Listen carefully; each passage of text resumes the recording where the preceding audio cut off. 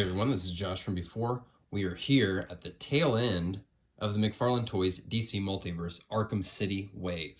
And I'm thinking this Batman here is not really worth doing an entire dedicated video for a re-release of what is now a pretty old, somewhat dated figure. So we'll get Bats out of the box and take a look at him real quick, and then we will put together Smallman Grundy. I'm calling him Smallman Grundy because he's not very big. Small. We'll see what that's all about. Talk about it more in depth. Let's get Batman out. All right, Batman here. This actually is a pretty fun figure. So if you missed this the first time around, you missed out on the Arkham Asylum version, this is not a bad figure by any means. The one thing that's somewhat dated about it is that it has a single elbow, which in itself, not a huge deal. You know, if the character has beefier arms, single elbow, it's understandable. But in the time since this first version came out, they have started doing the single elbows that also have the rotation, which is a vast improvement. Far superior. And this guy just doesn't have that at all. So compared to the old one, he's got a new head, new cape and cowl, a new upper torso with a larger bat insignia, and he's got different gauntlets, same hands.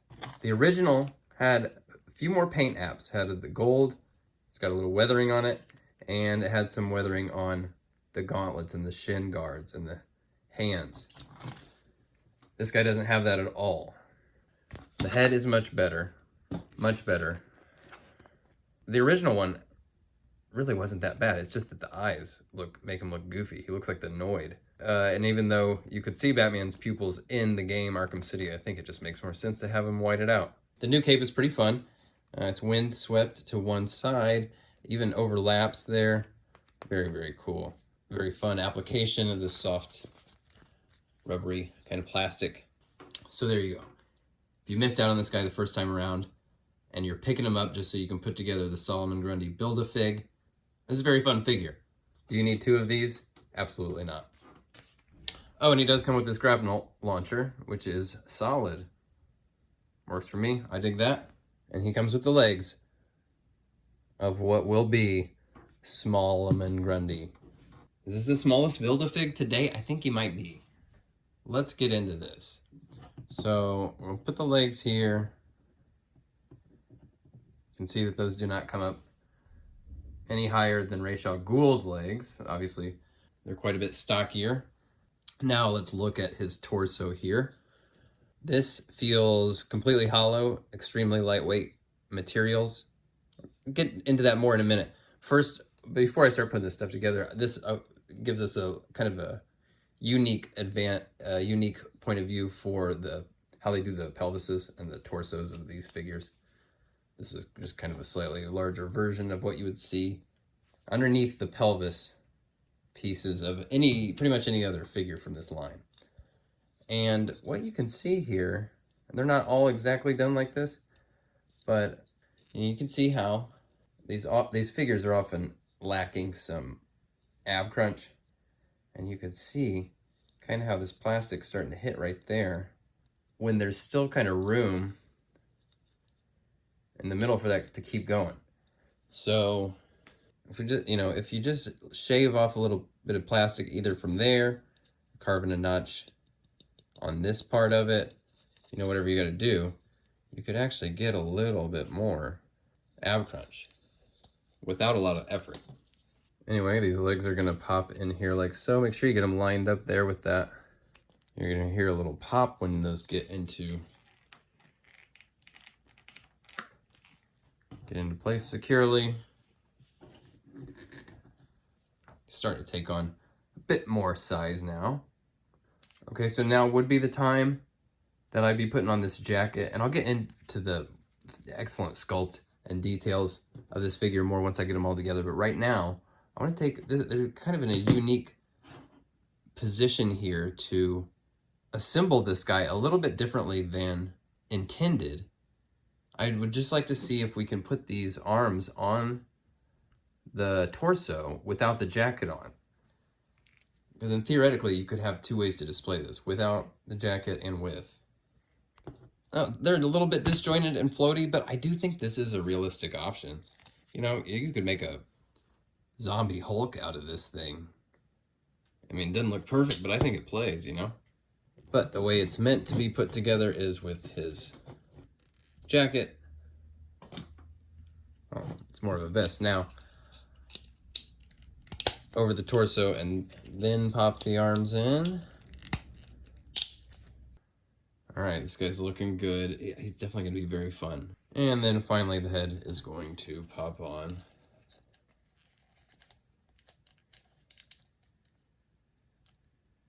Boom. All right. Okay, now let's see him here with the rest of this wave. Is it a small figure? No, it's not. He's a chunky dude, feels big and hefty in your hand. Is he the right size for the character? No, not even close. And so we probably don't have to work too hard to connect the dots, right? You know, stuff's expensive right now. Todd's hanging on to the price point that he's got. The Build-A-Fig wave, they're 25 bucks each. You pay 5 extra bucks 4 times. You get an extra figure for 20 bucks. Still a great deal. A great deal. I just can't help but feel like maybe they should have held this guy back for a solo Mega Fig $40 release and chosen a different Build-A-Fig character. Mr. Freeze would have been a no-brainer and would have been just about right, coming in around there, maybe a little taller but a little leaner. You know, you get it. I mean, it just wasn't long ago that we were getting a Build-A-Fig like King Shark here that they then packaged and released as a solo Mega Fig for 40 bucks. Looking at him like this, he doesn't feel maybe that much bigger than Grundy, but he is a lot bigger than Grundy. He has a lot more mass. Would you pay 40 bucks for this Grundy when this dude is 20 bucks? That might seem like a good value looking at it like this, but would you pay 40 bucks for this Grundy when this was 20 bucks? That feels a little more difficult to justify. That's out of the way. The size is my biggest gripe. And it's not even, and like I said, it's not the size of the Build-A-Fig, it's the size that this character should be. That's my biggest gripe. Let's look at what they did right, because this thing looks awesome. It really does. The sculpt is out of sight. Out of sight. Tons of details all over. Amazing different textures, you know, from his necrotic skin. This ratty and tattered, moldy jacket.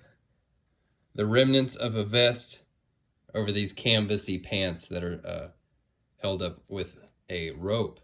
Stitches and separations where he's been Frankenstein together. Nasty little chipped toes even. Fun stuff. The jacket has this really fantastic paint app of what looks like mold. I mean, you really feel like this guy's been sitting in the damp catacombs in the dark for centuries. There's a little bit of weathering on the chains wrapped around his wrist. A wash is going to make that pop more. A wash all over the skin is probably going to make that all pop more. Tremendous details. Really, really tremendous sculpt. The size is the big complaint I've got about this dude. Everything else looks off the hook.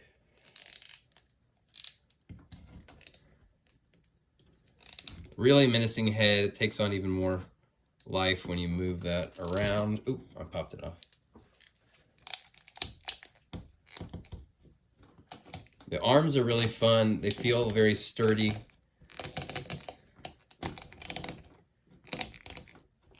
The jacket has some pliability. It gives a little bit, it yields a bit when you push up against it like that. Very awesome. And again, like the Batman, arms on a single elbow, but these do have the rotation. So you can just be so much more expressive with those rotating single elbows.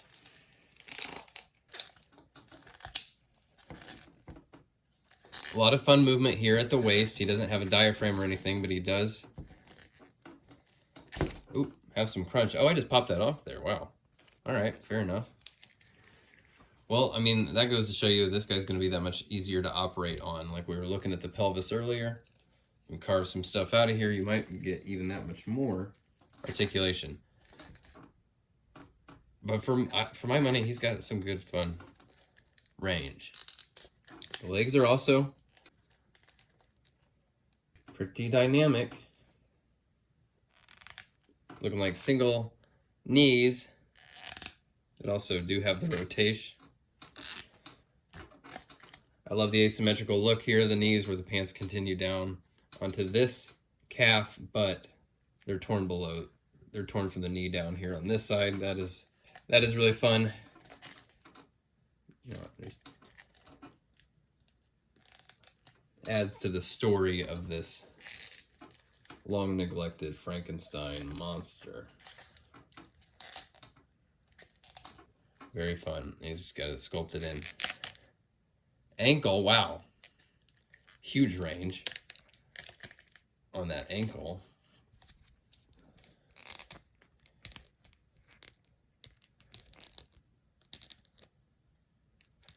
Rotates like so, and he does have toe articulation. Looks a little ugly there, you know, with the big cutouts, but he's, you know, at least he's got it. Does feel like a bit of a missed opportunity to not have like a removable chest plate here where you could see his, like if you could pull that off and expose the heart underneath with the rib cage, that would be amazing. I could see them re-releasing this guy just solo with a different torso, basically. That seems like a way where they could come back and get us again. This is absolutely a super fun figure. Great looking. It looks excellent. A little more paint will help it look that much better even. I just can't help but wish that they had maybe held on to this incredible sculpt and released it as a mega fig about that big at least. Get him up a little bit higher and then use, you know, like the size of his arms, accentuate that big wingspan. That make him look a little bit bigger. You know, you can force perspective that a little bit. He's still small. He's tiny. Tiny. Wrong size guy. Here's the way I see it. If we need to stop expecting the Build-A-Figs to be huge mega fig scale, fine. We still have those solo mega fig releases that can deliver the oversized characters.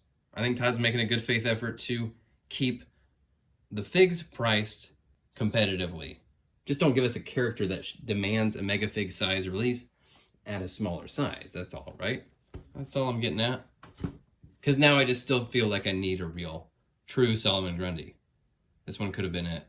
Even though it's the game version, it could have been. Could have been my solid Grundy. The Arkham City wave, it was all right. It had some highs and lows. I really am stoked to have these two in particular. Like just seeing a good Penguin and Catwoman on my shelf, it's great. It's really great. Even though these, you know, maybe aren't total S-tier releases, I'm happy to have them. And this guy's cool. He's just, you know, he's not quite Grundy sized. Anyway, you be the judge whether you need this guy or not. I'll be back with some more 7-inch page punchers. Until then, thanks for watching.